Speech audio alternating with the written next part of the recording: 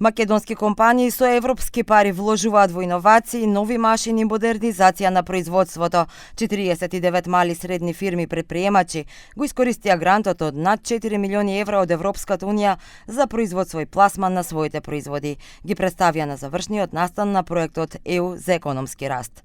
Ѓорги Филиповски е искористил поддршката од Европската унија за развој на стартап мобилна апликација која им овозможува на граѓаните да ги споредуваат цените во маркетите за да заштедат при пазарување. Ние успеавме да направиме алгоритам кој што ги собира сите производи од флаерите на маркетите, од акциите и секој ден имате илјадници производи на промоција и на акција. Ако купуваш на акција, ние мериме, имаш 30% помалку трошоци. Бидејќи маркетите се поставени на една раскрсница, ги имаш 3-4 различни маркети и луѓето гледаат каде е сирењето поевтино за да отидат во тој маркет. Една од повпечатливите е автоматската и дигитализирана машина за селекција, мерење и пакување јајца, технолошко решение кое значително го забрзува процесот и ја зголемува ефикасноста.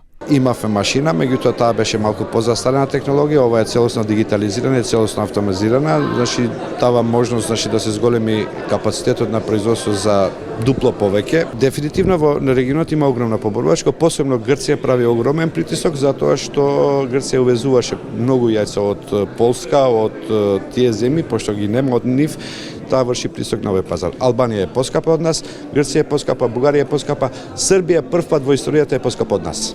Грантовите помогна и во креирањето дигитални алатки за земјоделците. Проектот поддржан од владата го поздрави министерот за економија Дурмиши.